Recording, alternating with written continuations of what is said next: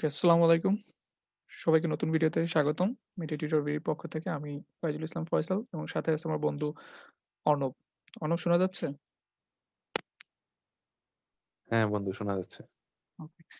তো আমরা haematology first পার্টে অ্যাকিউট লিম্ফোপ্লাস্টিক লিউকেমিয়া, দেন সরি অ্যাপ্লাস্টিক অ্যানিমিয়া, দেন হচ্ছে ইমিউন থ্রম্বোসাইটোপেনিক পারপুরা, এই ৩ টা সম্পর্কে কথা বলেছিলাম এবং এই ভিডিওতে আমরা হেমাটোলজির খুবই ইম্পোর্টেন্ট, সেটা হচ্ছে iron deficiency anaemia and thalassaemia. এই ২ টা টপিক সম্পর্কে কথা বলব এবং শর্ট কেস ভাইবা বোর্ডে ২ টা শর্ট কেস যদি দেওয়া হয়, তার মধ্যে একটা শর্ট কেস বলছে যে হচ্ছে যে থ্যালাসেমিয়া থেকে থাকবেই। স্যার এরকম বলছে। So this is very important to understand. আমাদের শর্ট কেস অ্যাবডোমেন এক্সামিনেশন করতে দিলে যখন আমরা হেপাটোস্প্লেনোমেগালি পাবো, তখন আমাদের রিলেভেন্ট এক্সামিনেশন করার সময় থ্যালাসেমিয়ার রিলেভেন্ট এক্সামিনেশন কি ফাইন্ডিংস পাবো সেটা আমাদের দেখতে হবে। সো সেই টপিকটা, এই ভিডিওটা খুব ইম্পোর্টেন্ট। সবাই মনোযোগ দিয়ে একটু বোঝার চেষ্টা করবেন। তো আগের ভিডিওর মতোই ১ম এই আমি আমার যেই বেসিক কথাবার্তা যেগুলো আছে, একসাথে আমরা সেই জিনিসগুলো বুঝে ফেলবো। যাতে করে ইন ডিটেইলস যখন পড়াবো তখন জিনিসগুলো ক্লিয়ার হয়ে যায়। কারণ হেমাটোলজি আসলে আমরা যখন ল্যাব ফাইন্ডিংস বা হচ্ছে ক্লিনিক্যাল ফিচারস গুলো বলি, তখন আসলে ওই একটা একটার সাথে গুলায় ফেলি। তো সেটা যেন না হয় এজন্য আমি ফার্স্ট ইন সামারি একটা স্টাডি করে ফেলি।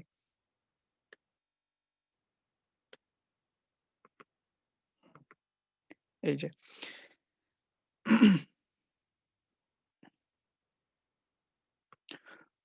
তো আমরা এখন পড়বো হচ্ছে আয়রন ডেফিসিয়েন্সি অ্যানিমিয়া এবং হচ্ছে থ্যালাসেমিয়া। তো নামের সাথেই ফাইন্ডিংস গুলো মিল থাকবে। আয়রন ডেফিসিয়েন্সি অ্যানিমিয়া মানে হচ্ছে যে এখানে আয়রন কম থাকবে। ব্লাডে আয়রন কম থাকবে। আমরা জানি হিমোগ্লোবিনের যে কনস্টিটিউয়েন্ট, তার মধ্যে একটা মেজর পোরশনই হচ্ছে আয়রন। তাহলে আয়রন কমে গেলে হিমোগ্লোবিন কমে যাবে। সো যার কারণে হিমোগ্লোবিন কমে গেলে আমরা অ্যানিমিয়া পাবো। So this is iron deficiency anaemia. এই যে দেখেন ব্লাডে আয়রন কম, সিরাম আয়রন ইস রিডিউসড, আর আয়রন কমে গেলে হিমোগ্লোবিনও কমে যাবে। ক্লিয়ার? তো নামের সাথে আমার এই ২ টা ফাইন্ডিংস কিন্তু চলে আসতেছে। আর থ্যালাসেমিয়া কি জিনিস? থ্যালাসেমিয়া হচ্ছে হিমোগ্লোবিনের, যে হিমোগ্লোবিন, এই হিমোগ্লোবিনের আমরা জানি যে পলিপেপটাইড চেইন, ৪ টা পলিপেপটাইড চেইন থাকে। ৪ টা পলিপেপটাইড চেইন থাকে। আলফা থাকে ২ টা আর বিটা থাকে ২ টা। তো সেই চেইনে যদি কোনো স্ট্রাকচারাল প্রবলেম যদি হয়, স্ট্রাকচারাল অ্যাবনরমালিটি অর্থাৎ চেইনটা নরমাল এর মতো হয় না, অ্যাবনরমাল একটা স্ট্রাকচার, অথবা আলফা চেইন ২ টা আর বিটা চেইন ২ টা, এর মধ্যে বিটা চেইন ২ টা সিনথেসিসই হইল না মনে করেন। অর্থাৎ হিমোগ্লোবিনের প্রোডাকশন এ, অর্থাৎ চেইন প্রোডাকশন এ ঝামেলা অথবা চেইনের একটা স্ট্রাকচারাল অ্যাবনরমালিটি তে ঝামেলা। সো এখানে হিমোগ্লোবিনের সমস্যা। এজন্য মার্কডলি রিডিউসড হিমোগ্লোবিন। কিন্তু এখানে কিন্তু কোনো আয়রনের সমস্যা না। এজন্য আয়রন কিন্তু এখানে প্রবলেম না। এখানে আয়রন রেইজড থাকবে। এখানে সমস্যা হচ্ছে হিমোগ্লোবিনের। হিমোগ্লোবিন কমে যাবে, মার্কডলি রিডিউসড। তো এই ২ টার মধ্যে মেইন পার্থক্যটা হচ্ছে এই জায়গাটায়। এই জায়গাটা যার মনে থাকবে, এই ২ টার ক্লিনিক্যাল ফিচারস থেকে শুরু করে ল্যাব ফাইন্ডিংস সবকিছু তার জন্য ইজি হয়ে যাবে। আয়রন ডেফিসিয়েন্সি অ্যানিমিয়াতে আমরা তাহলে কি পেলাম? হিমোগ্লোবিনও কম, আয়রনও কম। কিন্তু থ্যালাসেমিয়াতে আমাদের হিমোগ্লোবিন কমে যাচ্ছে, এজন্য মার্কডলি রিডিউসড হিমোগ্লোবিন, কিন্তু আয়রন কিন্তু বেড়ে যাবে। সিরাম আয়রন, ফেরিটিন এগুলা রেইজড। তাহলে এখন ইন জেনারেল আপনাকে যদি বলা হয় যে থ্যালাসেমিক পেশেন্টের যেহেতু ব্লাডে আয়রন বেশি, সো আপনি কি তার ট্রিটমেন্টে তাকে আয়রন দিবেন? নরমালি আমরা আয়রন দিব না। কারণ তার অলরেডি ব্লাডের মধ্যে আয়রন অনেক বেশি। আর আয়রন বিভিন্ন জায়গায় জমে, লিভারে জমে, আমরা জানি হিমোক্রোমাটোসিস, ক্রনিক লিভার ডিজিজ এই ধরনের এই সমস্যাগুলো করতে পারে। আয়রন জমা খারাপ, তাই না? সো আপনি যদি এক্সেস আয়রন দেন, তখন আরো সমস্যা হবে থ্যালাসেমিক পেশেন্টের ক্ষেত্রে। সো আয়রন রিচ ফুড তাকে খাওয়ানো যাবে না। প্লাস তার ভিতরে যে আয়রন গুলা এক্সট্রা বেশি রয়েছে, সেই আয়রন গুলোকে আমাকে বের করে দিতে হবে। এটা হচ্ছে থ্যালাসেমিয়ার ট্রিটমেন্টের মেইন টার্গেট। কিন্তু যার আয়রন ডেফিসিয়েন্সি অ্যানিমিয়া, তার তো আয়রন কম। তাকে তো আপনি হচ্ছে থ্যালাসেমিয়ার মতো ট্রিটমেন্ট করলে হবে না। তার তো আয়রন রিডিউসড। সো তাকে আমাকে আয়রন দিতে হবে। সো ২ টা ট্রিটমেন্ট কিন্তু এই জায়গাটাই আসল খেলা। ঠিক আছে? এইটা যে বুঝবে তার ট্রিটমেন্ট থেকে শুরু করে সবকিছু কিন্তু তার জন্য ক্লিয়ার হয়ে যাচ্ছে। ক্লিয়ার? এবার এখানে কিছু ফাইন্ডিংস আছে। এই ২ টাই হচ্ছে মাইক্রোসাইটিক হাইপোক্রোমিক অ্যানিমিয়া। হাইপোক্রোমিক কেন? কারণ ২ টাতেই হিমোগ্লোবিন রিলিজ হচ্ছে। So hypochromic. আর মাইক্রোসাইটিক কেন? এই যে দেখেন MCV, তারপর হচ্ছে MCH, এগুলাকে আমরা বলি রেড সেল ইন্ডিসিস। এটা ২ টার ক্ষেত্রেই রিডিউসড। যেহেতু হিমোগ্লোবিন কমে যাচ্ছে, সো আমাদের এই রেড সেল ইনডিউসড আরবিসি যে রেড সেল ইন্ডিসিস গুলো আছে এগুলোও কমে যাবে। MCV এবং MCHC ২ টাই এখানে রিডিউসড হচ্ছে। সো এটা হচ্ছে মাইক্রোসাইটিক। আর এইজন্য হচ্ছে হাইপোক্রোমিক। তার মানে মাইক্রোসাইটিক হাইপোক্রোমিক অ্যানিমিয়া। ২ টার আয়রন ডেফিসিয়েন্সি অ্যানিমিয়া ও মাইক্রোসাইটিক হাইপোক্রোমিক অ্যানিমিয়া, থ্যালাসেমিয়া ও মাইক্রোসাইটিক হাইপোক্রোমিক অ্যানিমিয়া। কিন্তু ২ টার মধ্যে মেইন পার্থক্যটা আমি করতেছি কোথায়? এই সিরাম আয়রনে। একটা সিরাম আয়রন কমে যাচ্ছে, আরেকটা সিরাম আয়রন বেড়ে যাচ্ছে। ক্লিয়ার? তো এই ডিফারেন্সটা কিন্তু ভেরি ইম্পোর্টেন্ট। এখন কথা হচ্ছে এইখানে সিরাম আয়রনের কিছু প্রোফাইল আছে। এই ৪ টা প্রোফাইল স্যার বলছে, মানে এই ৩ টা প্রোফাইল আরো একটা আছে সাথে স্যাচুরেশন, এই ৪ টা প্রোফাইল আয়রন প্রোফাইল, ৪ টা আয়রন প্রোফাইল একদম ঠাটা মুখস্থ বলতে হবে। সেটা কি, কি? নাম্বার 1 সিরাম আয়রন, দেন হচ্ছে ferritin. What is ferritin? Ferritin হচ্ছে আয়রনের স্টোর ফর্ম, ঠিক আছে? আর টিআইবিসি কি? টোটাল আয়রন বাইন্ডিং ক্যাপাসিটি, ঠিক আছে? আরেকটা হচ্ছে ট্রান্সফারেন্স স্যাচুরেশন। ট্রান্সফারেন্স স্যাচুরেশন এই জিনিসগুলো একটু বুঝাই। সেটা হচ্ছে আমরা একটু আগে বললাম যে ব্লাডে আয়রন কমে যাচ্ছে, সিরাম আয়রন কমে যাচ্ছে। তাহলে আয়রন কমে যাচ্ছে, তাহলে আয়রনের যে স্টোর ফর্ম আছে সিরাম ফেরিটিন সেটাও কমে যাবে। Okay fine. এই ২ টা তার মানে বুঝতে পারছি। তাহলে টিআইবিসি যেটা টোটাল আয়রন বাইন্ডিং ক্যাপাসিটি। দেখা গেছে একটা লোকের ৫ টা ৬ টা হাত আছে। তো এখন তার ৫ টা ৬ টা হাতে যদি ৫ টা ব্যাগ দিয়ে রাখেন তাহলে তার হাতটা পরিপূর্ণ। তাকে আর নতুন করে কোনো ব্যাগ দিতে পারবেন না। কিন্তু তার হাতগুলো যদি কোনো ব্যাগই যদি না দেন, তার হাতগুলো তো সব ফাঁকা, তাই না? তো সে ইচ্ছা করলে কিন্তু আরো অনেক ব্যাগ সে নিতে পারবে। তার মানে তার বাইন্ডিং ক্যাপাসিটি কিন্তু বাড়তেছে। কারণ যেহেতু এখানে আয়রন তো নাই। যেখানে আয়রন যা বাইন্ড করতো সেই জায়গাগুলো ফাঁকা হয়ে আছে। সো এখানে বাইন্ডিং ক্যাপাসিটি রেইজড হচ্ছে। ক্লিয়ার? তাহলে এখানে আয়রনকে ব্লাডের মধ্যে ট্রান্সফার করা হচ্ছে ট্রান্সফেরিন। অর্থাৎ ট্রান্সফেরিন হচ্ছে ভেহিকল যেখানে আয়রনকে বাইন্ড করে সে ব্লাডের মাধ্যমে পাস হচ্ছে। সো এই ট্রান্সফেরিনের যেটা বললাম, যেহেতু আয়রন কমে যাচ্ছে, সো এখানে ট্রান্সফেরিনের যে স্যাচুরেশন অর্থাৎ স্যাচুরেশন মানে কি? যে সম্পৃক্ততা, অর্থাৎ ধরেন ৫ টা ট্রান্সফেরিন আছে, মানে ৫ টা রিক্সা আছে, ৫ টা রিক্সা ৫ জন যদি বসে যায় তাহলে সে পুরোপুরি স্যাচুরেটেড। তাকে আর এখানে কোনো রিক্সায় বসার আর কোনো মানুষ নাই। কিন্তু যদি ৫ টা রিক্সায় যদি কেউ না বসে, ৫ টা রিক্সাই ফাঁকা। তার মানে কি? এটা আনস্যাচুরেটেড। ইচ্ছা করলে আরো বসতে পারবে। সো এখানে ট্রান্সফেরিন গুলো হচ্ছে ফাঁকা হয়ে আছে। কারণ আয়রন তো নাই। সো ট্রান্সফেরিনের স্যাচুরেশনটা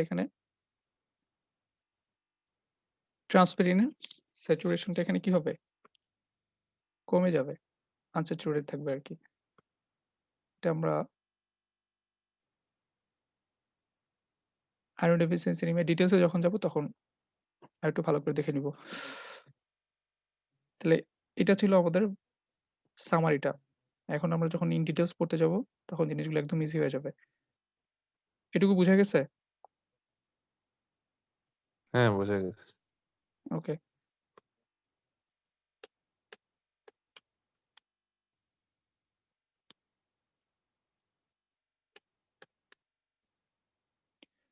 এখন আমরা শুরু করি। আমাদের সামারি শেষ। আমরা এখন ইন ডিটেইলস পড়ব। যেগুলো স্যার বলছে ওই জিনিসগুলা মার্ক করে দিব এবং রিটেন ভাইবার জন্য যা ইম্পোর্টেন্ট সব দাগিয়ে দিব এখানে। তো ১ম এ হচ্ছে ২ টাই হচ্ছে এখানে হিমোগ্লোবিনের লেভেল কমে যাচ্ছে ২ টাতেই। তাহলে হিমোগ্লোবিনের লেভেল কমে গেলে আমরা জানি হচ্ছে অ্যানিমিয়া। সো আমরা প্যালর পাবো because of decreased concentration of hemoglobin for specific age and sex of the child, এই কথাটা বলতে হবে। কারণ একেক এজে হিমোগ্লোবিনের রেঞ্জটা একেক রকম, তাই না? So whenever a child present with pallor, one should consider the following cause. কি, কি? ডিডি। এটা রিটেনের জন্য ইম্পোর্টেন্ট। কি, কি ডিডি আমাকে চিন্তা করতে হবে কেউ যদি অ্যানিমিয়া নিয়ে আসে। ১ম এ আয়রন ডেফিসিয়েন্সি অ্যানিমিয়া বললাম। Hereditary haemolytic anaemia. হেমোলাইসিস হলে অ্যানিমিয়া হচ্ছে, রাইট? এই যেমন থ্যালাসেমিয়া, হিমোগ্লোবিনোপ্যাথিস। অ্যানিমিয়া মানে অর্থাৎ প্যালর আমরা আগের ক্লাসে পড়ে আসছি লিউকেমিয়া, অ্যাপ্লাস্টিক অ্যানিমিয়াতেও পাওয়া যায়। তো ম্যাডামরা যে জিনিসটা শুনতে চায় সেটা হচ্ছে যে ক্রনিক ইনফেকশন এগুলোর নামগুলা জানতে চায়। কোন ক্রনিক ইনফেকশনে আমাদের অ্যানিমিয়া হচ্ছে? কালাজ্জার, ম্যালেরিয়া। আমরা পড়েছিলাম যে ম্যালেরিয়াতে আরবিসি গুলাকে নষ্ট করে ফেলে। সো ম্যালেরিয়াতে অ্যানিমিয়া হয় আমরা পড়ছিলাম। কালাজ্জারেও অ্যানিমিয়া হয়। টিউবারকুলোসিস অ্যানিমিয়া হয়। This is very important. ঠিক আছে? তো এটা কিন্তু ডিডি হিসাবে আসতে পারে রিটেনে এবং ভাইভাতেও জিজ্ঞাসা করতে পারে। এরপরে আমরা চলে যাব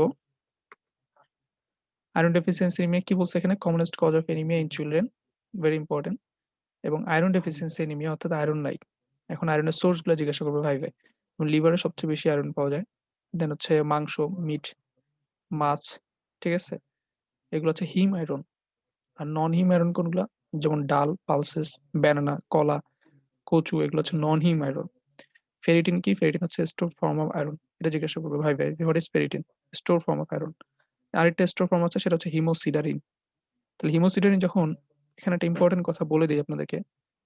হিমোসিডারিন যখন লিভারে জমা হয়, এই হিমোসিডারিন যখন লিভারে জমা হয় তখন সেটাকে আমরা বলি হিমোসিডারোসিস। হিমোসিডারোসিস। ঠিক আছে? অর্থাৎ হিমোসিডারিন লিভারে জমা হচ্ছে এক্সেস। আর এটা জমা হওয়ার কারণে যে ডিজিজটা হচ্ছে অর্থাৎ লিভারে যে সমস্যাটা করতেছে সেই ডিজিজটাকে বলি haemochromatosis. Clear? This is very important. এটা যখন আমরা লিভার ডিজিজ পড়বো তখন কিন্তু এটা আমাদের লাগবে। এটা এইজন্য এখানে বুঝাই দিলাম। এরপরে আমরা যাবো হচ্ছে এখান থেকে একটু রিডিং দিবেন। এটা অতটা ইম্পোর্টেন্ট না জাস্ট রিড। ঠিক আছে? বাচ্চাদের ক্ষেত্রে ইনক্রিজ ডিমান্ড থাকে during the period of rapid growth of adolescent. So সেই সময় আয়রনের একটা ইনক্রিজ ডিমান্ড থাকে।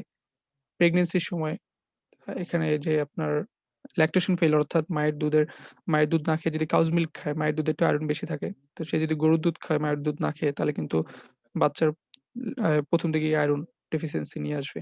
তো এটা জাস্ট একটু রিডিং দিবেন। এরপর আমরা প্যাথোজেনেসিসটা বললাম কি? যেখানে কি হয় ডিপ্লেশন অফ আয়রন স্ট্যাটাস মানে আয়রন প্রোফাইলটা পুরোপুরি কমে যাচ্ছে এখানে। তাহলে আয়রন কমে গেলে কি হবে? আমার আরবিসির যে গঠন সেখানে জানি যে আয়রন থাকে। সো আয়রন কমে যাওয়া মানে হচ্ছে আরবিসির সাইজ ছোট হয়ে যাওয়া। মাইক্রোসাইটিক। তাহলে আরবিসির সাইজ ছোট হয়ে গেলে তখন আমাদের যে এমসিভি, এমসিএইচ যেগুলো আছে সেগুলো কি হবে? লো হয়ে যাবে, ছোট হয়ে যাবে। আরবিসির সাইজ ছোট হয়ে গেছে। এরকম ছোট হয়ে গেছে।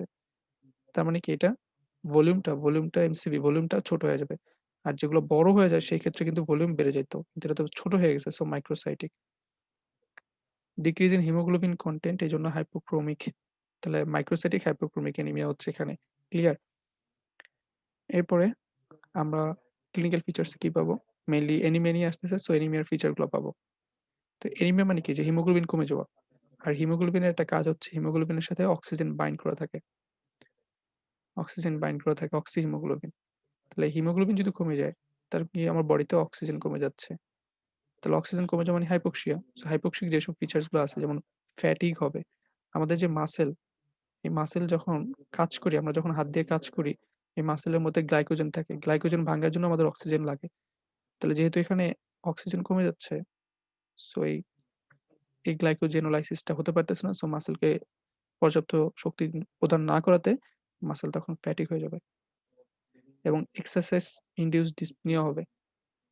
ঠিক আছে? অক্সিজেনের অভাবে তখন শ্বাসকষ্ট হবে। দেন হচ্ছে আমার এখানে প্যালোর আমরা বলছি প্যালোর পাবো। যেহেতু এখানে অক্সিজেন কমে যাচ্ছে, হিমোগ্লোবিন কমে যাচ্ছে। Pallor of the palm, lips, conjunctiva সব অ্যানিমিয়ার সাইন পাচ্ছি এখানে।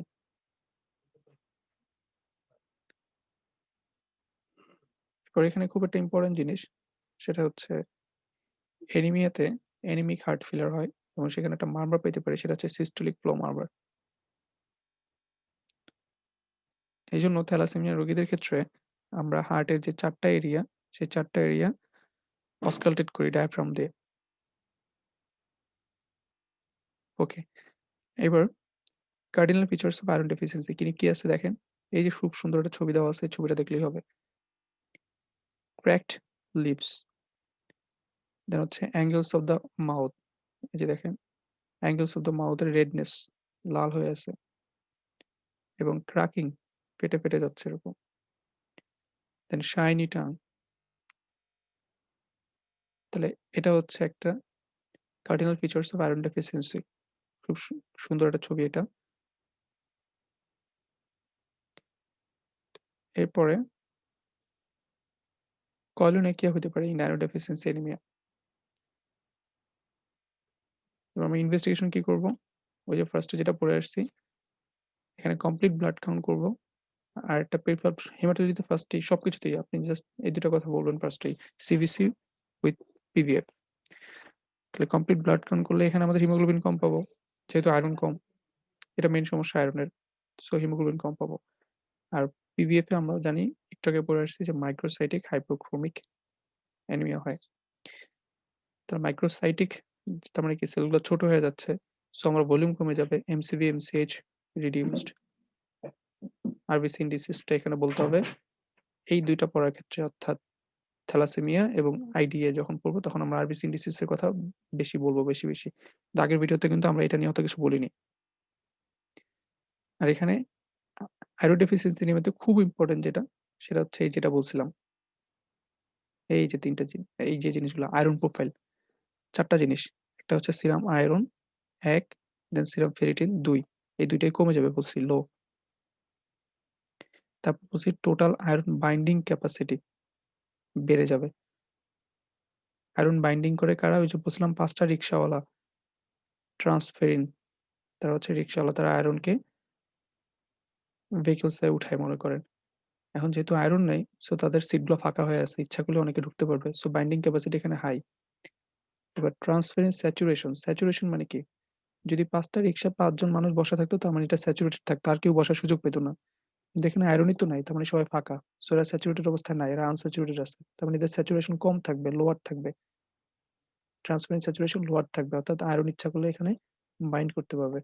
বুঝা গেছে কথা? অর্ণব এটুকু বুঝা গেছে? এটা কিন্তু খুব ইম্পোর্টেন্ট আয়রন প্রোফাইলটা। হ্যাঁ, বুঝা গেছে। ওকে। আয়রন প্রোফাইলটা সাপোজ একদম মুখস্থ ভাইভাতে ঠাটায় জিজ্ঞাসা করবে এই ৪ টা জিনিস। তাহলে আমি যে মেকানিজমটা বললাম এভাবে করে মনে রাখার চেষ্টা করতে হবে।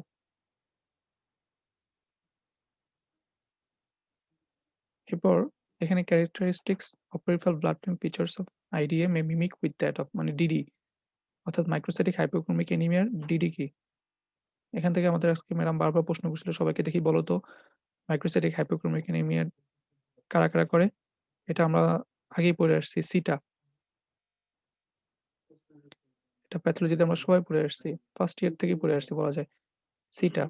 এস দিয়ে হচ্ছে সিডারোব্লাস্টিক অ্যানিমিয়া, আই দিয়ে হচ্ছে আয়রন ডেফিসিয়েন্সি অ্যানিমিয়া, টি দিয়ে থ্যালাসেমিয়া, আর এ দিয়ে হচ্ছে অ্যানিমিয়া অফ ক্রনিক ডিজিজ।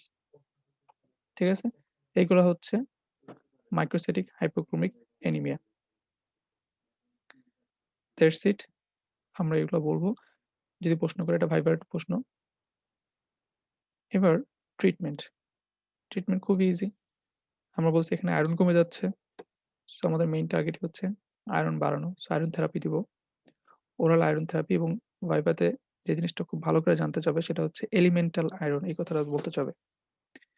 শুধু আয়রন বললে হবে না, এলিমেন্টাল আয়রন বলতে হবে। এবং এটা ২ টা ডিভাইডেড ডোজ দেওয়া হয়। আর এখানে যেই এলিমেন্টাল আয়রনটা ইউজ করি আমরা চয়েসটা হচ্ছে ferrous sulphate mostly. Ferrous sulphate খুব ইম্পোর্টেন্ট। নামটা মনে রাখবেন শুধু ফেরাস সালফেটের এবং এলিমেন্টাল আয়রন এই ২ টা কথা। আরেকটা মোস্ট ইম্পোর্টেন্ট যেটা ভাইবার জন্য সেটা হচ্ছে আমরা এই ট্রিটমেন্টটা কতদিন চালাবো? 6 to 8 উইকস মানে ২ মাস পর্যন্ত কন্টিনিউ করতে হবে। কারণ কি?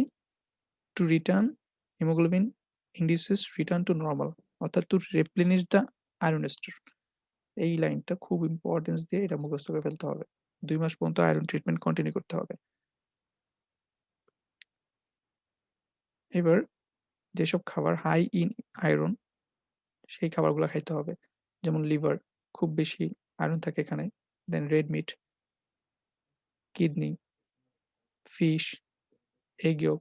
তো এই হাই রিচ ফুড যেগুলো হচ্ছে আয়রন রিচ এগুলো আমাদের খেতে হবে যেহেতু এখানে আয়রনের ডেফিসিয়েন্সি।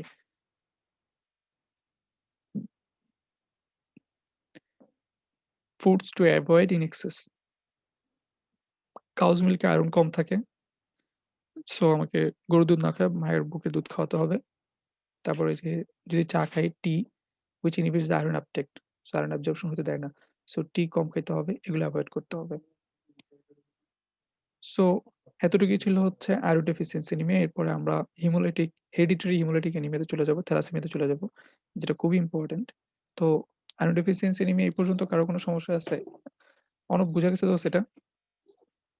হ্যাঁ, দোস্ত বুঝা গেছে। ওকে। এখন আমরা যাব হচ্ছে থ্যালাসেমিয়া। এখানে ১ম এই যে জিনিসটা জিজ্ঞাসা করবে যে হেরিডিটারি হিমোলাইটিক অ্যানিমিয়া কি আছে? আমরা জানি membrane defect, enzyme defect, haemoglobin defect. Membrane defect অর্থাৎ আরবিসিটা আমরা জানি এরকম বাইকনকেভ শেপ থাকে। অর্থাৎ এটা এলিপ্টিক্যাল, এই যে দেখেন ভিতরের দিকে একটু এরকম কনকেভ থাকে। এই যে কনকেভ থাকে। তাহলে মেমব্রেন ডিফেক্ট অর্থাৎ এই মেমব্রেনে যদি সমস্যা হয়, যেমন এই যে স্ফেরোসাইটোসিস। স্ফেয়ার মানে কি গোল হয়ে যাওয়া। অর্থাৎ এটা ছিল কিরকম এরকম কনকেভ ছিল ভিতরের দিকে। তাই না? একটু অবতল ছিল। তো স্ফেরোসাইটোসিস কি হবে? এই জিনিসটা এরকম গোল হয়ে যাবে।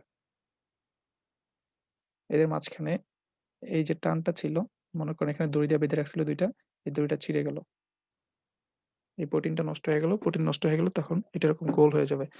এটা হচ্ছে মেমব্রেন ডিফেক্ট, স্ফেরোসাইটোসিস। আরেকটা হচ্ছে এনজাইম ডিফেক্ট। জাস্ট এই নামটা মুখস্থ করে ফেলবেন। G6PD deficiency very, very important, নামটা মুখস্থ করবেন। দেন হিমোগ্লোবিনের ডিফেক্ট, যেটা আমরা এখন পড়ব থ্যালাসেমিয়া। এটা সম্পর্কে এখন অনেক ডিটেইলস আমরা জানব।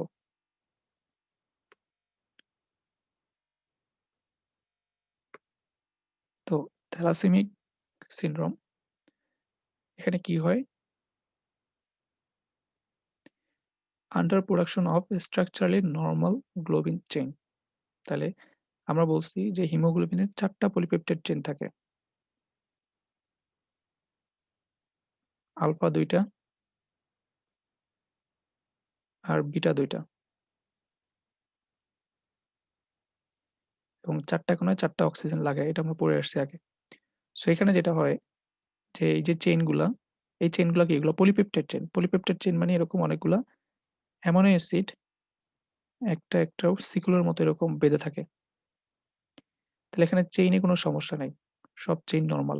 অর্থাৎ অ্যামাইনো অ্যাসিডের সিকোয়েন্স ঠিক আছে।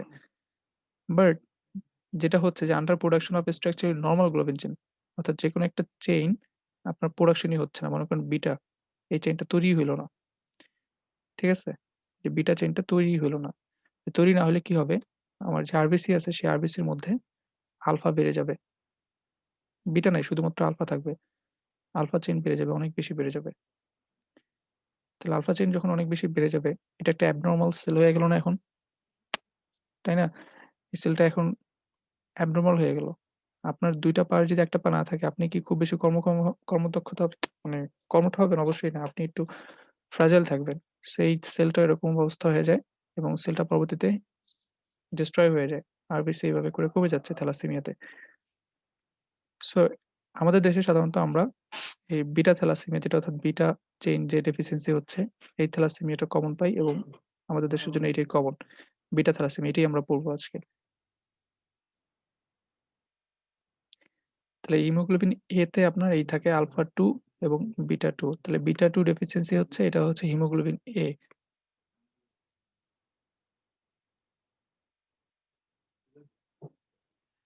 এই যে আমরা বিটা থ্যালাসেমিয়া সিনড্রোমটা পড়বো।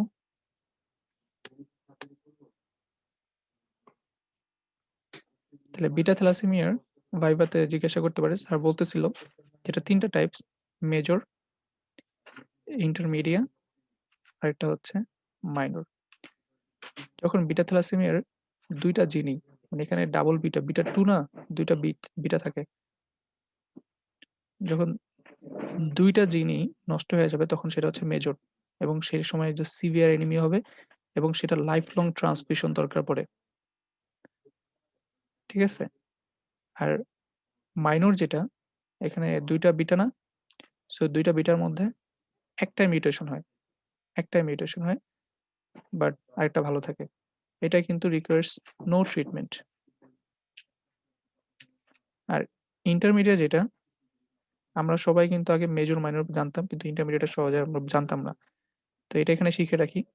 জাস্ট মনে রাখেন, একটু জাস্ট দেখে রাখেন সেটা হচ্ছে ইন্টারমিডিয়েটে যেটা হয় এটার মেজরের মতোই মিউটেশন অফ বোথ জিনস মেজরের মতোই।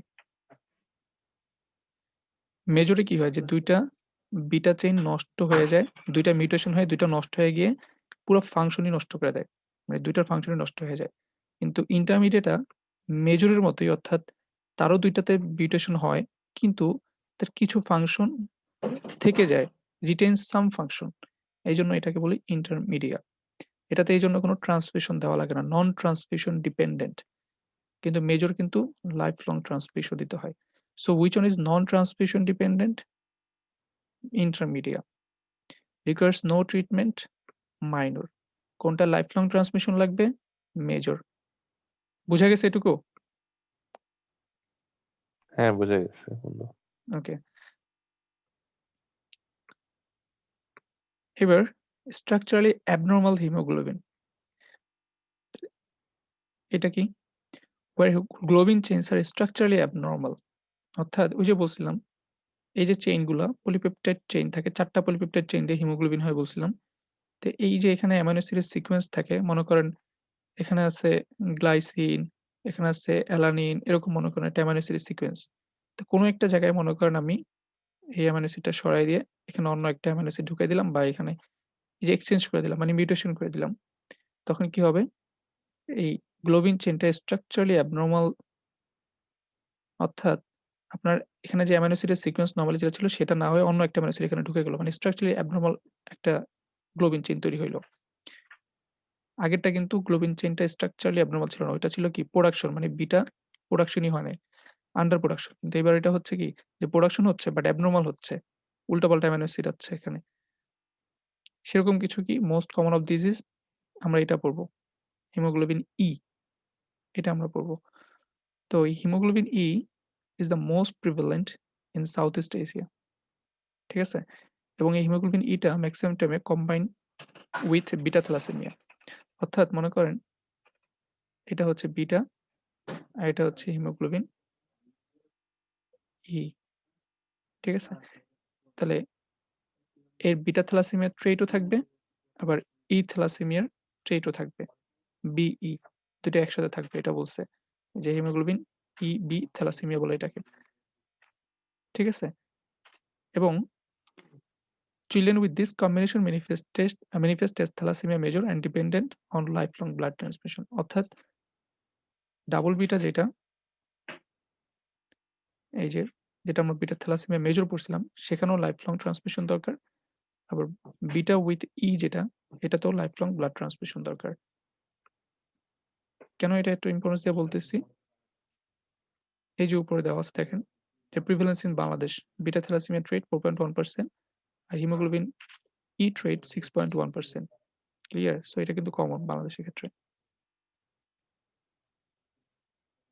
সো এখানে প্যাথোজেনেসিসটা কি হচ্ছে প্যাথোজেনেসিসটা যদি বুঝেন তাহলে ক্লিনিক্যাল ফিচার্স গুলো আপনার বোঝাটা একদম ইজি হয়ে যাবে একটু খেয়াল করেন production of abnormal RBC with aggregation of insoluble alpha chain মানে এখানে কি হচ্ছে বিটা চেইন নাই তাহলে আরবিসির মধ্যে নরমালি আগে আলফা এবং বিটা চেইন এটা ব্যালেন্স করেছিল দুইটা দুইটা করে কিন্তু এখন বিটা চেইন না থাকাতে শুধুমাত্র আলফা চেইন আছে এটার মধ্যে তো শুধুমাত্র আলফা চেইন থাকলে আমার সেলটা একটা অ্যাবনরমাল শেপ দিচ্ছে অ্যাবনরমাল সো এটা তখন কি হবে অ্যাবনরমাল জিনিস আমার হাত পা ভেঙে গেছে ছোটবেলায় এটা বেশি দিন বাঁচবে বাঁচবে না সো এটা হয় বোন ম্যারোর মধ্যেই মরে যাবে অথবা সেটা যদি ব্লাড ভেসেলটার মধ্যে আসেও সেটা আবার আমার এই স্প্লিন বলবে কে এটা আবার কে আইলো হাত নাই পাও নাই এটা কে তখন সে এটাকে দিবে নষ্ট করে স্প্লিনটাকে ডিস্ট্রাক্ট করে ফেলবে তাহলে স্প্লিন যখন অনেক বেশি হাইপার ফাংশনিং হয়ে যায় খুব বেশি কাজ করা শুরু করে তখন তার স্প্লিনোমেগালি হয় আমরা জানি সো আমাদের এখানে কিন্তু থ্যালাসেমিয়াতে স্প্লিনোমেগালি হয় দিস ইজ ইম্পর্টেন্ট কারণ এখানে আরবিসি অ্যাবনরমাল আরবিসি গুলাকে ধ্বংস করতেছে স্প্লিন এখন আপনার বডিতে যখন এরকম আরবিসি গুলা ভেঙে যাবে তখন আপনার ব্লাডের মধ্যে যখন আরবিসি কমে যাবে আরবিসির মধ্যে থাকে হিমোগ্লোবিন আর হিমোগ্লোবিন অক্সিজেন ক্যারি করে সো আপনার কি হবে আপনার টিস্যু হাইপোক্সিয়া ডেভেলপ করবে না আপনার টিস্যুর মধ্যে অক্সিজেন যেতে পারতেছে না তখন আপনার বডির অক্সিজেন ডিমান্ডটা খুব বেশি বেড়ে যাচ্ছে না এই যে অক্সিজেন ডিমান্ডটা ইনক্রিজ হচ্ছে সেটা কম্পেনসেট করার জন্য তখন আপনার বডির বিভিন্ন জায়গা থেকে যেখান থেকে আরবিসি তৈরি হয় আরবিসির যে সোর্স সাইট অফ প্রোডাকশন সেগুলো থেকে তখন প্রচুর পরিমাণে এরিথ্রোপোয়েসিস হবে। মানে তারা পেরিফেরালি অর্থাৎ ব্লাডের মধ্যে ব্লাডের মধ্যে আরবিসির ডিমান্ড বেড়ে যাওয়ার কারণে তখন আমার সব কারখানাগুলাকে আমি এই যে ধরুন আমাদের করোনার সময় এখন যেমন মাস্ক একটা শর্টেজ যখন পড়ছে তখন সব কারখানাকে মাস্ক প্রোডাকশন এর জন্য মানে একটা হুড়া লেগে গেছে। মানে সবাই তাড়াহুড়া করে একদম তাড়াহুড়া লেগে গেছে সবাই। যে যত পারে খালি মাস্ক তৈরি করতেছে। ঠিক আছে?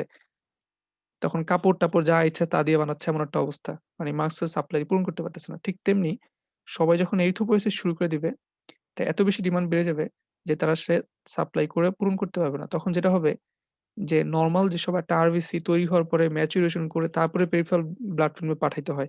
কিন্তু তারা এমন অবস্থা হবে যে বাইরের ডিমান্ড এত বেশি যে তারা ওই ম্যাচুরেশন এর অপেক্ষায় রাখতে পারবে না। তারা তখন ইম্যাচিউরড সেলগুলাকেই পেরিফেরাল ব্লাড ফিল্মে পাঠায় দিবে। তখন আমরা রেটিকুলোসাইট পাবো পেরিফেরাল ব্লাড ফিল্মে। বুঝা গেল? মানে এমন একটা অবস্থা করে। অর্থাৎ বিভিন্ন জায়গা থেকে যেখান থেকে আরবিসির সাইট অফ প্রোডাকশন আছে সেগুলোতে প্রচুর পরিমাণে এরিথ্রোপয়েসিস হবে। তাহলে বোন ম্যারোতে আমরা জানি এরিথ্রোপয়েসিস হয়। তো সেখানে আমাদের কি হবে? Increased erythropoiesis. তারপরে আমরা জানি লিভারে এরিথ্রোপয়েসিস হয়। সেখানে কি হবে? Extra medullary erythropoiesis in liver. লিভারে তখন এরিথ্রোপয়েসিস হবে। তো লিভারে যখন এরিথ্রোপয়েসিস হবে তখন হিপাটোমেগালি ডেভেলপ করবে। অর্থাৎ একটা জিনিস যখন হাইপার ফাংশনিং হয়, একটা অনেক বেশি কাজ করতে হয় তখন তার মানে সাইজটা বড় হয়ে যায়। ঠিক আছে? আপনার ছোট কারখানা দিয়ে তো ছোট সাপ্লাই করতে পারবে না। বড় কারখানা লাগবে বেশি প্রোডাকশন নিতে হলে। সো হেপাটোমেগালি হবে তখন। আর বোন ম্যারোতে কি হবে? বোন ম্যারো এক্সপানশন হবে। প্রচুর পরিমাণে এরিথ্রোপয়েসিস হবে। এটা কেন বুঝাচ্ছি? এটা বুঝাচ্ছি এই কারণে যে একটু পরেই যখন আমি ক্লিনিক্যাল ফিচারস গুলা বলব তখন দেখবেন এটা এত ইজি লাগবে আপনার কাছে। আর এখানে আরেকটা জিনিস যেটা হচ্ছে যে মনে করেন এই যে অ্যাবনরমাল আরবিসি গুলা, এগুলা হিমোগ্লোবিনের যে পলিপেপটাইড চেইন গুলো আছে, এগুলোর সাথে কি জানি? আমরা জানি আয়রন বাইন্ড করা থাকে না? আয়রন বাইন্ড করা থাকে না? তাহলে এখন যখন এই আরবিসি কে ভেঙে দিবেন, আরবিসি গুলা নষ্ট হয়ে যাবে, তখন এই আয়রন গুলা বের হয়ে চলে আসবে না সেলের থেকে? তো আয়রন গুলো যখন সেলের থেকে বের হয়ে আসবে তখন সেগুলো ব্লাডের মধ্যে চলে আসবে না? তাহলে বেশি এখানে কি হচ্ছে? আরবিসি ভাঙতেছে। আর আরবিসির মধ্যে থাকে আয়রন। সেই আয়রন গুলো এসে আল্টিমেটলি ব্লাডে জমে সিস্টেমের মধ্যে আয়রনের ওভারলোড হচ্ছে। প্রচুর পরিমাণে আয়রন বেড়ে যাচ্ছে। ক্লিয়ার? এটুকু বুঝা গেছে অর্ণব? হ্যাঁ, বোঝা গেছে বন্ধু। তাহলে এই যে এক্সেস আয়রন গুলো জমা হইলো, সেগুলা কোথায় আবার যাবে? সেগুলো আবার আমরা জানি এক্সেস আয়রন কি করে? আমাদের হিমোক্রোমাটোসিস, হিমোসিডারোসিস এই সমস্যাগুলো করে বলছিলাম না? তাহলে মাল্টি অর্গান ফেইলিউর সমস্যা করবে তখন আয়রন গুলো জমে। তাহলে আমরা প্যাথোজেনিসিস যদি বুঝি, তাহলে ক্লিনিক্যাল ফিচারস টা আমার জন্য বোঝা এত ইজি হবে দেখাচ্ছি। এই যে দেখেন, to compensate severe anemia, exaggerated erythropoiesis occurs in bone marrow spaces যেটাকে বলি medullary erythropoiesis আর লিভার যদি হয় সেটাকে বলি extramedullary erythropoiesis. But maturation of this RBC is lacking যেটা বলছিলাম যে আরবিসি এত বেশি ডিমান্ড যে আরবিসি ম্যাচিউরড করে তারপরে আপনি দিবেন সাপ্লাই সেই সময় আর নাই। এইজন্য তখন ইম্যাচিউর আরবিসি গুলাকেই ব্লাডের মধ্যে পাঠায় দেয়। যে যা তোরা যা আগে মানে অভাব পূরণ করার চেষ্টা কর। ঠিক আছে? তো এইখানে আহ তারপরে দেখেন যে marrow spaces does expand due to erythroid hyperplasia তাহলে এই যে এক্সেস পরিমাণে এরিথ্রোপয়েসিস শুরু হয়ে গেল কোথায়? ম্যারোতে, বোন ম্যারোতে যেখানে যেটা কারখানা আরবিসি তৈরির। তো সেখানে এরিথ্রয়েড হাইপারপ্লাসিয়া হবে অর্থাৎ প্রচুর পরিমাণে এরিথ্রোপয়েসিস হচ্ছে সেখানে। তাহলে এরিথ্রয়েড হাইপারপ্লাসিয়া হইলে কি হবে সেটা দেখেন। It causes gradual thinning of the cortical bone and the long bones in particular become fragile and results in pathologic fractures. ঠিক আছে? যেটা আমরা বলি থ্যালাসেমিক ফেসিস। মানে থ্যালাসেমিক ফেসিসটা কি? এই যে বোন ম্যারো মনে করেন বোন ম্যারোর মধ্যে প্রচুর পরিমাণে এই এরিথ্রয়েড হাইপারপ্লাসিয়া হওয়ার কারণে আস্তে বোনের ম্যারোটা কি হচ্ছে? হুম, গ্র্যাজুয়াল থিনিং হচ্ছে। এগুলোর মধ্যে প্রচুর পরিমাণে এরিথ্রয়েড হাইপারপ্লাসিয়া হওয়ার কারণে এই সাইট গুলো আস্তে বোন ডেনসিটি কমে এগুলো থিনিং হয়ে যাচ্ছে। থিনিং হয়ে গেলে এগুলো একসময় মোর ফ্রাজাইল এগুলো প্যাথোলজিক্যাল ফ্র্যাকচার হইতে পারে। অথবা ম্যারো এক্সপ্যানশন এর কারণে আমার এই দেখেন এই যে ফেসিয়াল ডিফর্মিটি দেখা দিচ্ছে। malaligned jaw and teeth, prominence of frontal parietal bones, bossing ঠিক আছে? এই ছবিটা আপনাদেরকে দেখাই। থ্যালাসেমিক ফেসেস এটা কিন্তু অস্পিতে দিবে। এটা দিবে মাস্ট। এটা পড়তেই হবে। এই যে দেখেন থ্যালাসেমিক ফেসেস এই যে মেল অ্যালাইন্ড জ অ্যান্ড টিথ। অ্যালাইনমেন্ট ঠিক নাই ২ টার। তারপর হচ্ছে প্রমিনেন্ট ম্যাক্সিলারি বোন এই যে দেখেন। তারপরে এখানে নেজাল ব্রিজ এই যে দেখেন নেজাল ব্রিজ এই যে দেখেন নেজাল ব্রিজটা কি আপনি এখানে পাচ্ছেন? পাচ্ছেন না কিন্তু। এই যে দেখেন নেজাল ব্রিজটা কিন্তু নাই। এটা ডেবে গেছে দেখছেন জিনিসটা? এবং ফ্রন্টাল এবং প্যারাইটাল বসিং থাকবে, ডিপ্রেসড থাকবে এই জিনিসগুলো। তাহলে এটা হচ্ছে একটা থ্যালাসেমিক ফেসিস।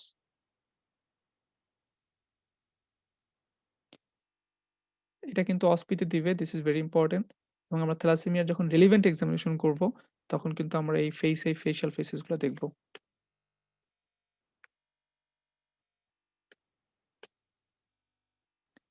তো এবার আসি, আমরা যেটা পড়তেছিলাম। তো এই যে অস্পি লিখে রাখছি ভেরি ইম্পোর্টেন্ট। এবার ক্লিনিক্যাল ফিচার্স আমরা কি দেখব? দ্যা কমন প্রেজেন্টেশনস এখানে কি হচ্ছে? হিমোগ্লোবিন নষ্ট হয়ে যাচ্ছে। সো অ্যানিমিয়া, প্রোগ্রেসিভ প্যালোর হবে, রিকোয়ারিং আর্লি ট্রান্সফিউশন বলছিলাম যে হচ্ছে লাইফ লং ট্রান্সফিউশন দরকার পড়ে বিটা থ্যালাসেমিয়াতে। ঠিক আছে? আরেকটা কথা হচ্ছে গ্রোথ রিটার্ডেশন হয়। স্টান্টিং এটা আরেকটা ইম্পোর্টেন্ট কথা থ্যালাসেমিয়ার ক্ষেত্রে গ্রোথ রিটার্ডেশন হয়।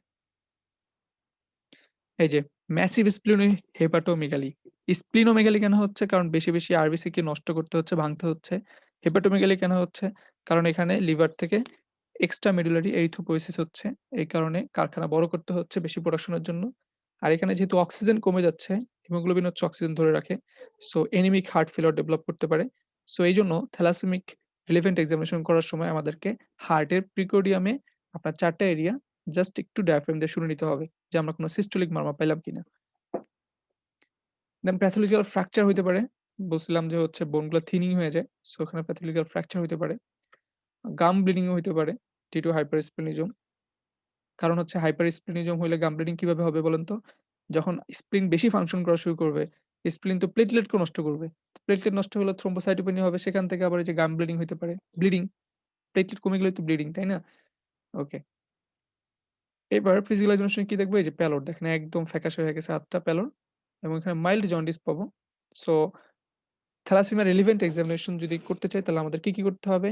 অ্যানিমিয়ার দেখবো, জন্ডিস দেখবো, দেন হচ্ছে মেলার এই যে থ্যালাসেমিক ফেসিস দেখবো। ঠিক আছে? এগুলো হচ্ছে রিলেভেন্ট এক্সামিনেশন এবং হার্টে বলছিলাম কি ডায়াফ্রাম দিয়ে অসকালটেট করে ৪ টা এরিয়া দেখতে হবে। কোন সিস্টোলিক মারমার-টারমার পাচ্ছে কিনা, হার্ট ফেইলিউর ফিচার পাচ্ছে কিনা। আর এই যে বলছিলাম যে গ্রোথ ফেইলিউর, স্টান্টিং। আর এই যে দেখেন ম্যাসিভ স্প্লিনোহেপাটোমেগালি। স্প্লিনের যে সাইজ, স্প্লিন লম্বা হয়ে হচ্ছে এটা হচ্ছে রাইট ইলিয়াক ফসা। তাই না? তাহলে স্প্লিনটা লম্বা হয়, বড় হয়েছে এই বরাবর এইদিকে ডায়াগোনালি। এজন্য যখন আমরা মাপি তখন এই tip of the ninth coastal cartilage থেকে সেন্টিমিটার এখান থেকে ধরে আমরা ডায়াগোনালি এভাবে মাপি এটাকে। আর এই যে দেখেন হেপাটোমেগালি হচ্ছে।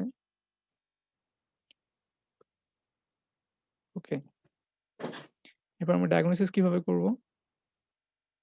এটা হচ্ছে থ্যালাসেমিয়া, রাইট? থ্যালাসেমিয়াতে বলছি যে হিমোগ্লোবিন কাউন্ট কম পাবো যেহেতু হিমোগ্লোবিন এখানে নষ্ট হয়ে যাচ্ছে। So markedly reduced haemoglobin. Then যেহেতু হাইপারস্প্লিনিজম হচ্ছে অর্থাৎ স্প্লিন ফাংশন বেড়ে যাচ্ছে। স্প্লিনিক ফাংশন যেহেতু বেড়ে যাচ্ছে সো আমাদের থ্রম্বোসাইটোপেনিয়া নিয়েও আসতে পারে। প্লেটলেট কাউন্ট যদি কমে যায়। ইউজুয়ালি নরমাল থাকে। বাট অনেকদিন যদি আপনার সমস্যা থাকে তখন কিন্তু আস্তে প্লেটলেট কাউন্টও কমা শুরু করবে। Reticulocyte count normally less than 8% আর নরমাল হচ্ছে 0.2 থেকে 2%. This is inappropriately low compared to the degree of anemia and is due to ineffective erythropoiesis. মানে কি হচ্ছে এখানে রেটিকুলোসাইট কাউন্ট দেখেন যে 2% এর থেকে বাড়তেছে বাট 8% থেকে কম।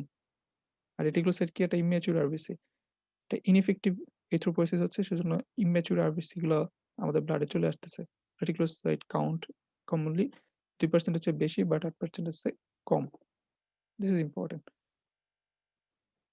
এখন এই যে ছবিটা দেখেন এখানে আমরা hypochromic with plenty of teardrop cells এখানে schistocytes, target cells, few nucleated RBC, ঠিক আছে? নিউক্লিয়েটেড আরবিসি মানে কি? ইম্যাচিউর আরবিসি পাবো। আরবিসি হচ্ছে নন নিউক্লিয়েটেড আমরা জানি। তো এই নন নিউক্লিয়েটেড আরবিসি পাওয়া মানে হচ্ছে ইম্যাচিউর আরবিসি পাওয়া। তাহলে পেরিফেরাল ব্লাড ফিল্ম করলে আমরা জানি এখানে মাইক্রোসাইটিক হাইপোক্রোমিক অ্যানিমিয়া পাবো। Microcytic hypochromic. কেন মাইক্রোসাইটিক সেটাও বলছি। যে এখানে হিমোগ্লোবিনের মানে আরবিসি সাইজ ছোট হয়ে যায় এজন্য মাইক্রোসাইটিক। এবং এখানে দেখেন এই যে সুন্দর কিছু সেল আছে। Teardrop cell. দেখছেন? Teardrop cell. সরি। হ্যাঁ, ঠিক আছে এই যে plenty of teardrop cell। তারপর কিছু টার্গেট সেল আছে, পেন্সিল সেল আছে, এই যে পেন্সিল সেল। ওকে, ফাইন। শেষ আমাদের এখানে। এরপর আমরা চলে যাব হচ্ছে আরবিসি ইন্ডিসিস। এখানে এমসিভি, এমসিএইচ, এমসিএসসি সবকিছু কমে যাবে। যেহেতু আরবিসির সাইজ ছোট হয়ে যাচ্ছে, সো ভলিউমও কমে যাবে। আর সিরাম আয়রন এবং সিরাম ফেরিটিন এখানে ইনক্রিজড হবে। কেন ইনক্রিজড হবে? ওই যে বলছিলাম যে আরবিসির মধ্যে হিমোগ্লোবিন থাকে আর এই হিমোগ্লোবিনের সাথে আয়রনও থাকে, রাইট? তাহলে আরবিসি যখন ভেঙে যাবে তখন আর আয়রনগুলো এখানে থাকার মতো কোনো জায়গা নাই। ঘর ভেঙে দিছেন, আয়রন থাকবে কই? সো তখন আয়রনগুলো সব বের হয়ে রক্তের মধ্যে জমা হবে। সো তখন আয়রন বেড়ে যাবে এখানে। This is very important. এটা মাথায় রাখতেই হবে থ্যালাসেমিয়ার ক্ষেত্রে। কারণ এটার জন্য আমার ট্রিটমেন্ট মোডালিটিস কিন্তু পুরো আলাদা হয়ে যাবে আয়রন ডেফিসিয়েন্সি অ্যানিমিয়ার থেকে। এবার একটা প্রশ্ন রিটেনও খুব আসছে আমি দেখছি, সেটা হচ্ছে যে which is the confirmatory test? এই যে হিমোগ্লোবিন ইলেক্ট্রোফোরেসিস। ইলেক্ট্রোফোরেসিস করে আমরা হচ্ছে হিমোগ্লোবিনের যে টাইপগুলো ছিল এফ, A2, তারপর হচ্ছে B2, ঠিক আছে? এই যে ওই যে টাইপগুলো ছিল এখানে কোন চেইনটা নাই সেটা আমরা দেখতে পারবো ইলেক্ট্রোফোরেসিস করে। তো this is the confirmatory test. এটা কিন্তু পরীক্ষায় জিজ্ঞাসাও করবে প্লাস রিটেনও আসবে। এই ডিফারেন্সটা আমরা পড়ছি। এখান থেকে আর ইনভেস্টিগেশন কিছু নাই, ওগুলো বললেই হবে। এবার আমরা ট্রিটমেন্টে চলে যাব। আমাদের লাস্ট টপিক, এখানেই আমাদের শেষ হয়ে যাবে ভিডিওটা। তো ট্রিটমেন্ট এখানে কি করব আমরা? ট্রিটমেন্ট নাম্বার 1, যেহেতু এখানে আপনার আরবিসি হিমোগ্লোবিন নষ্ট হয়ে যাচ্ছে, অ্যাবনরমাল আপনার থ্যালাসেমিয়াতে কি হচ্ছে? হিমোগ্লোবিনের বিটা চেইন থাকতেছে না, নষ্ট হয়ে যাচ্ছে। সো আমাদের স্টেম সেল ট্রান্সপ্লান্টেশন করতে হবে। ভালো কিছু স্টেম সেল দিতে হবে, যে স্টেম সেলগুলো থেকে ভালো সেল তৈরি হবে। স্টেম সেল মানেই সে নতুন সেল তৈরি করার ক্ষমতা রাখে। সো ভালো কিছু স্টেম সেল দিব যেগুলো ভালো সেল তৈরি করবে। সো এখানে স্টেম সেল ট্রান্সপ্লান্টেশন করব। দেন ব্লাড ট্রান্সফিউশন করব। আর হচ্ছে যেহেতু এখানে আয়রন বেড়ে যাচ্ছে, সো আয়রন চিলেশন করতে হবে। আয়রনকে সরায় দিতে হবে। ব্লাড থেকে আয়রনকে সরায় দিতে হবে। Iron chelation. কিন্তু আয়রন ডেফিসিয়েন্সি অ্যানিমিয়াতে আমরা আয়রন থেরাপি দিচ্ছি। সো এই জিনিসটা কিন্তু খেয়াল করবেন। ২ টা কথা, blood transfusion, iron chelation and stem cell transplantation, এগুলো নিয়ে একটু ডিটেইলস এ কথা বলি। এই যে ব্লাড ট্রান্সফিউশন দিতে হচ্ছে বাচ্চাকে, ২ টা thalassaemic child getting blood transfusion. Iron chelators এর কিছু নাম জানি, আয়রন চিলেশন। কিছু চিলেটরস এর নাম, শুধু ড্রাগ গুলোর নাম মুখস্থ করবেন। স্যার এখানে একটা কথা বলছে যে ডেসপেরক্সামিন। এটা খুব ভালো একটা ড্রাগ, ৫০ বছর আগে তৈরি হইছে। এটা এখনো চলতেছে। নতুন কিছু ড্রাগ ১০ বছর আগে তৈরি হইছে, যেটা হচ্ছে যে ডিফেরাসিরক্স, আরেকটা হচ্ছে ডিফেরিপ্রোন। এগুলো নতুন ড্রাগ। আর এগুলো আমরা কম্বিনেশনও দিয়ে থাকি অনেক সময়। এগুলো স্যার বলতেছিল। And this is a very good. Old is gold. Sir বলতেছিল যে ওল্ড ইস গোল্ড। এটা খুব ভালো একটা ড্রাগ, ডেসফেরক্সামিন। তো এগুলো হচ্ছে আয়রন চিলেটিং। আয়রনকে চিলেশন করে দেয়। ঠিক আছে? সো এটাকে আমরা অ্যালোনও দিতে পারি অথবা ইন কম্বিনেশন দিতে পারি। এই ৩ টা ড্রাগের নাম জাস্ট মুখস্থ করে ফেলবেন। যে আয়রনকে চিলেট করতে হবে, আয়রনকে সরায় দিতে হবে। ডেসফেরক্সামিন। আর আমরা এখান থেকে ডায়েট এবং নিউট্রিশন এর যে জিনিসটা খেয়াল করতে হবে যে এখানে থ্যালাসেমিক পেশেন্টের অলরেডি আয়রন বেশি। সো আমাকে এমন কোনো ফুড দেওয়া যাবে না যেটাতে আয়রন খুব বেশি থাকে। ঠিক আছে? তার মানে লিভারে আয়রন বেশি থাকে, রেড মিটে আয়রন বেশি থাকে, এগুলো এভয়েড করতে হবে। ঠিক আছে? আর এখানে চা কফি ভালো। কারণ চা কফি খাইলে কি হবে? এখানে আয়রন অ্যাবজর্পশন কম হবে। সো এখানে চা কফি খাওয়াটা ভালো, ইস বেনিফিশিয়াল। বাট আয়রন ডেফিসিয়েন্সি অ্যানিমিয়াতে কিন্তু আবার আয়রন চা কফি খাওয়া যাবে না। কারণ চা কফি আয়রন আপটেক কে ইনহিবিট করে। Iron should not be supplemented in thalassaemia. থ্যালাসেমিয়াতে আয়রন কোনোভাবেই দেওয়া যাবে না। দিস ইস ভেরি ইম্পোর্টেন্ট, খেয়াল রাখতে হবে। আর এখানে আমরা স্প্লেনোক্টমি করতে পারি। কখন করতে পারি? জানি স্প্লিন এখানে কি করে? সেলগুলাকে নষ্ট করে ফেলে, তাই না? সো আমরা স্প্লেনোক্টমি করতে পারি। ইন্ডিকেশন হচ্ছে more than 200 millilitre pack cell যদি আমার লাগে। সো জাস্ট স্প্লেনোক্টমি করতে পারি, এটুকু জানলেই হবে, আর কিছু লাগবে না। আর স্প্লেনোক্টমি করার আগে অবশ্যই ভ্যাকসিনেশন দিয়ে নিতে হবে। 4 weeks prior to surgery against Staphylococcus pneumoniae, Haemophilus influenza। আর স্প্লেনোক্টমি করার পরে একটা পেনিসিলিন দিব, oral phenoxymethyl penicillin. Just reading দিয়ে রাখেন এটা, এটা অতটা মুখস্থ করে রাখবেন না। জাস্ট স্প্লেনোক্টমি করতে পারি, এটা রিটেনে লিখবেন। এরপর আমরা পেশেন্টকে ফলো আপ এ আসতে বলব। জাস্ট ফলো আপ কথাটা লিখবেন। আর প্রিভেনশন, এটা রিটেনে আসছে। প্রিভেনশন কি হবে? এই যে থ্যালাসেমিয়া, এখানে যারা ক্যারিয়ার, আমার ক্যারিয়ারকে ডিটেক্ট করতে হবে। ঠিক আছে? কিভাবে করব? এই যে হিমোগ্লোবিন ইলেকট্রোফোরেসিস, এখানে হিমোগ্লোবিন ইলেকট্রোফোরেসিস করলে আমরা ক্যারিয়ার ডিটেক্ট করতে পারবো। দেন ডিএনএ অ্যানালাইসিস হচ্ছে কনফার্মেটরি। জাস্ট এই ২ টা কথা মনে রাখবেন যে ক্যারিয়ার ডিটেক্ট করতে হবে আর প্রি-ম্যারিটাল কাউন্সেলিং। যারা ক্যারিয়ার তাদেরকে বিয়ের আগে কাউন্সেলিং করতে হবে। যে ডিজিজটা কিভাবে ছড়ায় এবং এটা কিভাবে প্রিভেন্ট করতে হয় এবং এটা যে এক জেনারেশন থেকে আরেক জেনারেশনে যায়, ঠিক আছে? এই জিনিসগুলো বিয়ের আগে সেই থ্যালাসেমিক মাকে ক্যারিয়ারকে অবশ্যই কাউন্সেলিং করতে হবে। Antenatal detection. When a carrier mother becomes pregnant, the status of the fetus, whether having thalassemia major, carrier or normal, can be detected by chronic villus sampling. এই যে villus sampling নেওয়া হয় এবং DNA analysis করা হয়। ২ টা কথা just মনে রাখেন। villus sampling, DNA analysis. Just আর কিছু মনে না রাখতে বললে আপনি শুধু ডিএনএ এনালাইসিস এর কথাটা মাথায় রাখবেন। আর ৩ টা point career detection, antenatal detection ২ টাই আমরা ডিএনএ এনালাইসিস এর মাধ্যমে করব। আর প্রিম্যারিটাল কাউন্সেলিং এই ৩ টা কথা জাস্ট আমাদের প্রিভেনশন এ লিখতে হবে। তো বুঝা গেছে? অর্ণব ক্লিয়ার দোস্ত সব? হ্যাঁ, দোস্ত ভালো হইছে অনেক ক্লিয়ার একদম। তাহলে আমরা কিন্তু হেমাটোলজির প্রতিটা টপিক পড়ছি খুব সুন্দর করে, ঠিক আছে? এরপর আ লিম্ফোমা থেকে আসলে খুব একটা ইম্পোর্টেন্ট কোনো কিছু নাই, রিটেন এ আসে নাই। তো লিম্ফোমা থেকে স্যার জাস্ট অল্প কিছু কথাবার্তা বলছে ওগুলো একটু পড়ে নিস। সেটা হচ্ছে যে ওইখানে যে আমরা জানি যে হজকিন লিম্ফোমা, নন হজকিন লিম্ফোমা এই ২ টার মধ্যে পার্থক্যটা একটু পড়ে নিতে হবে। জাস্ট একটু বলি, ২ টার ভিতর স্যার প্রশ্ন করবে বলছে যে কোনটা বেশি খারাপ? নন হজকিন লিম্ফোমা যেটা এটা বেশি খারাপ। ঠিক আছে? এটা মোর অ্যাগ্রেসিভ এবং এটার প্রেজেন্টেশন টা কিরকম হয়? এটার প্রেজেন্টেশন হয় হচ্ছে নরমালি আমাদের যে সেন্ট্রালি যেসব লিম্ফ নোড গুলো আছে, ঠিক আছে? এগুলো এফেক্ট হয় হচ্ছে হজকিন লিম্ফোমাতে এবং এটা কন্টিনিউয়াস ওয়েতে হয়। অর্থাৎ মনে কর এখানে অ্যাক্সিলারি সার্ভাইকাল লিম্ফ নোড যদি ইনভলভ হয়, এরপরে হবে অ্যাক্সিলারি লিম্ফ নোড, এরপরে হবে প্যারাঅ্যাওরটিক লিম্ফ নোড। এভাবে করে সিরিয়ালি কন্টিনিউয়াস ওয়েতে আসে। আর নন হজকিন লিম্ফোমাতে হচ্ছে পেরিফেরালি এলোপ্যাথারি ভাবে লিম্ফ নোড ইনভলভমেন্ট হতে পারে এবং নন হজকিন লিম্ফোমাতে সিস্টেমিক ফিচারস বেশি থাকবে। হজকিন লিম্ফোমাতে এটা থাকবে না। ঠিক আছে? আর নন হজকিন লিম্ফোমা হচ্ছে মোর অ্যাগ্রেসিভ। এই কথাগুলো একটু ইম্পোর্টেন্ট ২ টার ভিতরে পার্থক্য করা। আর হজকিন লিম্ফোমাতে আমরা রিড স্টার্নবার্গ সেল পাই। ঠিক আছে? Read স্টার্নবার্গ sell. সো ওখান থেকে হজকিন লিম্ফোমা, নন হজকিন লিম্ফোমার পার্থক্যটা একটু পড়তে হবে বা তাও ভাইবার জন্য। ঠিক আছে? বাট রিটেনের জন্য অতটা ইম্পোর্টেন্ট না এটা। তো হেমাটোলজি কিন্তু খুবই ইম্পোর্টেন্ট। খুবই ইম্পোর্টেন্ট হেমাটোলজি প্রতিটা জিনিস আমি একদম ব্যাখ্যা সহকারে বোঝানোর চেষ্টা করেছি। যদি কোন সমস্যা থাকে আ অবশ্যই কমেন্টে জানাতে ভুলবেন না।